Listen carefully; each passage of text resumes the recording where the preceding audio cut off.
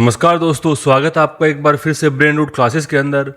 दोस्तों, आज हम डिस्कस करेंगे एक ऐसा प्रोग्राम जिसने पिछले 10 सालों में इंडिया की आइडेंटिटी को फंडामेंटली बदल दिया है। हम बात कर रहे हैं डिजिटल इंडिया मिशन की, जिसे 2015 में लॉन्च किया गया था। जब इसे शुरू किया गया था तब इसकी टैगलाइन थी पावर टू एम्पावर। ये सिर्फ एक गवर्नमेंट प्रोग्राम नहीं था, बल्कि एक ट्रांसफॉर्मेटिव विजन था।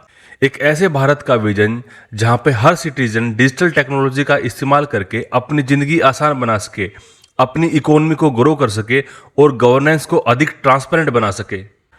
2015 के समय अगर हम पीछे देखें तो डिजिटल पेनिट्रेशन बहुत लिमिटेड थी। इंटरनेट एक्सेस जो है वो काफ़ी महंगा था।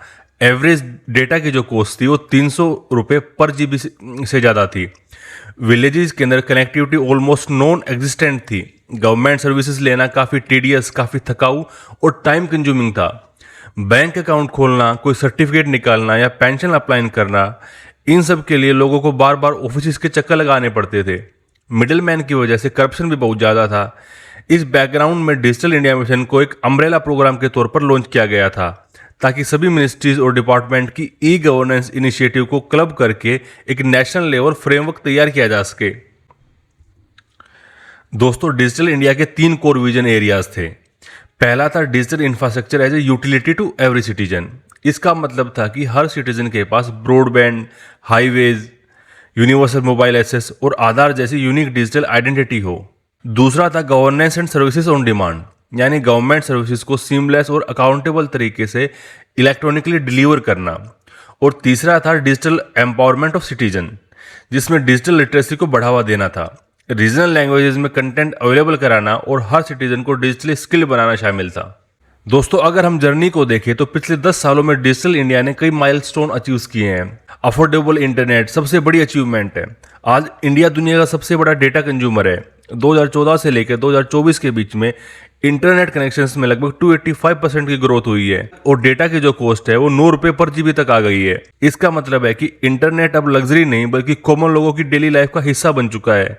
गांवों के अंदर भी लोग आसानी से स्मार्टफोन और अफोर्डेबल डेटा पैक्स की मदद से डिजिटल प्लेटफॉर्म पर आ रहे हैं। फाइनेंशियल इंक्लूजन इस माइलस्टोन का दूसरा बड़ा पिलर है। जनधन अकाउंट्स, आधार और मोबाइल को मिलाकर जेम ट्रिनिटी बनाई गई, जिसने इंडिया की फाइनेंशियल लैंडस्केप को बदल के रख दिया। डायरेक्ट बेनिफिट ट्रांसफर यानी कि डीबीटी सिस्टम से अब गवर्नमेंट सब्सिडीज और बेनिफिट्स सीधे बेनिफिशरीज के अकाउंट में जाते हैं। पिछले 10 सालों में लगभग 44 करोड़ डीबीटी ट्रांसफर हुए हैं, जिससे लीकेज और करप्शन लगभग खत्म हो गया है। इमेजिन कीजिए, पहले गैस सब्सिडी लेने के लिए कितने लोगों को करप्शन फेस करना पड़ता था, लेकिन आज वो सीधे बैंक अकाउंट में क्रेडिट हो रहे हैं। दोस्तों, यूपीआई यानी कि यूनिफाइड पेमेंट्स इंटरफेस, इसने भी डिजिटल इकोनॉमी को रिवोल्यूशनाइज किया है। 2023 में इंडिया ने दुनिया के 49% real time digital transaction handles किए।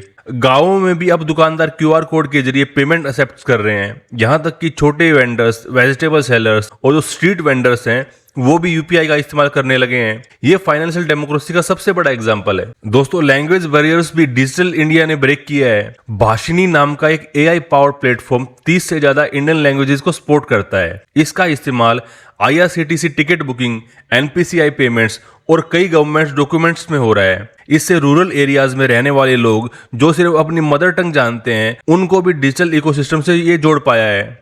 एग्जाम्पल के तौर पर एक किसान जो सिर्फ तमिल या भोजपुरी बोलता है, अब आसानी से अपनी भाषा में एप्स और डिजिटल सर्विसेज एक्सेस कर सकता है। ई गवर्नेंस का भी बड़ा एक्सपेंशन हुआ है। अब certificates, land records, driving licence और पेंशन सब कुछ ऑनलाइन अवेलेबल है। डिजी लॉकर जैसे प्लेटफॉर्म्स ने पेपरलेस गवर्नेंस को रियलिटी बना दिया है। दोस्तों, इमेजिन कीजिए, पहले बोर्ड सर्टिफिकेट्स के लिए अलग अलग ऑफिस में जाना पड़ता था, लेकिन आज डिजी लॉकर से सब कुछ एक क्लिक के ऊपर अवेलेबल है। एजुकेशन और हेल्थ केयर भी डिजिटाइजेशन की वजह से एक्सेसिबल हुई है। ई पाठशाला, स्वयं, दीक्षा, इस टाइप के प्लेटफॉर्म्स ने जो है लाखों स्टूडेंट्स को फ्री ऑनलाइन कोर्स और ई कंटेंट प्रोवाइड किया है। पेंडेमिक के समय ये प्लेटफॉर्म्स लाइफलाइन बनकर सामने आए। हेल्थ केयर में ई संजीवनी टेलीमेडिसिन प्लेटफॉर्म्स ने जो है करोड़ों कंसल्टेशन एनेबल किए। नेशनल डिजिटल हेल्थ मिशन ने हेल्थ रिकॉर्ड्स को डिजिटाइज करना शुरू किया, जिससे पेशेंट्स को बेहतर कंटिन्यूटी ऑफ केयर मिल सके। डिजिटल इंडिया का एक सबसे बड़ा फोकस रूरल एम्पावरमेंट भी रहा। दोस्तों, सीएससीज यानी common service centres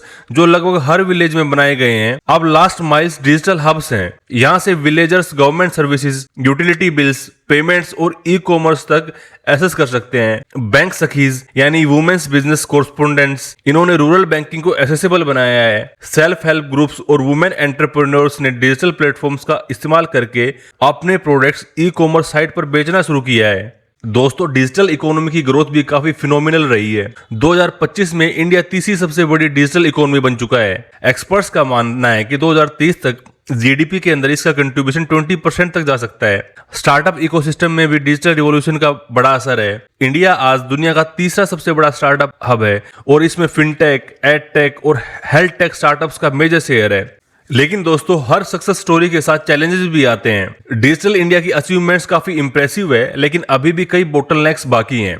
digital literacy अभी भी बहुत लो है। सिर्फ 38% जो हाउस होल्ड्स हैं वो डिजिटली लिटरेट हैं। रूरल अर्बन डिवाइड काफी शार्प है। अर्बन इंटरनेट पेनिट्रेशन 67% है, जबकि रूरल एरिया के अंदर ये सिर्फ 31% है। कनेक्टिविटी जो है वो भी काफी अनइवन है। कई विलेजेस में अभी भी ब्रॉडबैंड और मोबाइल सिग्नल्स काफी वीक हैं। इंडिया अभी भी ब्रॉडबैंड स्पीड को 2 Mbps मानता है, जबकि ग्लोबली 25 Mbps स्टैंडर्ड है। दोस्तों, साइबर सिक्योरिटी भी एक मेजर चैलेंज है। डिजिटाइजेशन बढ़ने के साथ साथ साइबर अटैक्स और डेटा ब्रीचेस भी बढ़े हैं। 2025 में डेटा ब्रीचेस की एवरेज कॉस्ट 220 मिलियन पर ब्रीच तक पहुंच चुकी है। हेल्थ केयर डिजिटाइजेशन में भी गैप्स हैं। कोविन वैक्सीन ऐप ने कई लोगों को एक्सक्लूड कर दिया क्योंकि उनके पास स्मार्टफोन्स या इंटरनेट की एक्सेस नहीं थी। दोस्तों, जो एल्डरली पॉपुलेशन है और जो डिजिटली इलिटरेट लोग हैं वो रिस्क के अंदर हैं। अगर सर्विसेज सिर्फ डिजिटल प्लेटफॉर्म पर शिफ्ट हो गई तो दोस्तों, इन सब चैलेंजेस का क्या समाधान है? सबसे पहले यूनिवर्सल ब्रॉडबैंड और कनेक्टिविटी को एंश्योर करना होगा। भारत नेट फेज 2 जो है उसको फास्ट ट्रैक करना होगा और रिमोट ग्राम पंचायत को सैटेलाइट्स और रेडियो टेक्नोलॉजी से कनेक्ट करना होगा। अफोर्डेबल स्मार्टफोन्स और चीप डेटा प्लान्स भी जरूरी होंगे ताकि लो इनकम ग्रुप्स भी डिजिटल सर्विसेज एक्सेस कर सकें। साइबर सिक्योरिटी को प्रायोरिटी बनाना होगा। स्ट्रॉन्ग डेटा प्रोटेक्शन कानून और cyber crime response unit urgently चाहिए। इंडिजीनियस सिक्योर आईटी नेटवर्क्स भी बिल्ड करने होंगे। डिजिटल लिटरेसी को मास लेवल पर बढ़ाना होगा। स्कूल और कॉलेजेस के करिकुलम में डिजिटल लिटरेसी को शामिल करना होगा। नेशनल डिजिटल लिटरेसी मिशन को एक्सपेंड करके कम्युनिटी लेवल डिजिटल एम्बेसडर्स बनाने होंगे। रूरल वुमेन, एल्डरली और मार्जिनलाइज कम्युनिटीज, इन पर स्पेशल फोकस करना चाहिए ताकि इंक्लूजन वास्तव में यूनिवर्सल हो। दोस्तों, यहाँ पे हमने देखा कि डिजिटल इंडिया मिशन ने पिछले 10 सालों में इंडिया को पूरी तरह बदल दिया है। अफोर्डेबल इंटरनेट से लेकर यूपीआई पेमेंट्स तक, जनधन अकाउंट से लेकर डिजी लॉकर्स तक और डीबीटी से लेकर टेलीमेडिसिन तक, हर सिटीजन की जिंदगी पर इसका असर पड़ा है। लेकिन ये जर्नी अभी भी पूरी नहीं हुई है। जब तक हर सिटीजन, रूरल हो या अर्बन, वो अमीर हो या गरीब, जब तक डिजिटली लिटरेट नहीं बनता, तब तक डिजिटल इंडिया का असली प्रॉमिस पूरा नहीं होगा। तो दोस्तों, जो वे फॉरवर्ड है वो काफी क्लियर है। लास्ट माइल कनेक्टिविटी को प्रायोरिटी देनी होगी, साइबर सिक्योरिटी और ट्रस्ट को स्ट्रेंथन करना होगा और डिजिटल लिटरेसी को यूनिवर्सल बनाना होगा। अगर इंडिया ये स्टेप लेता है तो न सिर्फ इंटरनल डिजिटल डिवाइड ब्रिज करेगा, बल्कि इंडिया जो है ग्लोबल डिजिटल लीडर भी बनेगा। डिजिटल इंडिया दुनिया को ये दिखा सकता है कि टेक्नोलॉजी 1 अरब से ज्यादा लोगों को एम्पावर कर सकती है और गवर्नेंस को ट्रूली सिटीजन सेंट्रिक बना सकती है। तो दोस्तों, यहाँ पे हमारा ये टॉपिक कंप्लीट होता है। उम्मीद है आपको पसंद आया होगा। दोस्तों, अगर आपको ये टॉपिक अच्छा लगा हो तो कमेंट कर जरूर बताएं, अपने दोस्तों के साथ शेयर करें और बेल आइकन को दबाना बिल्कुल ना भूलें ताकि हर नए लेक्चर की नोटिफिकेशन आपको टाइम पर मिलती रहे। मिलते हैं अगले वीडियो में, तब तक के लिए धन्यवाद।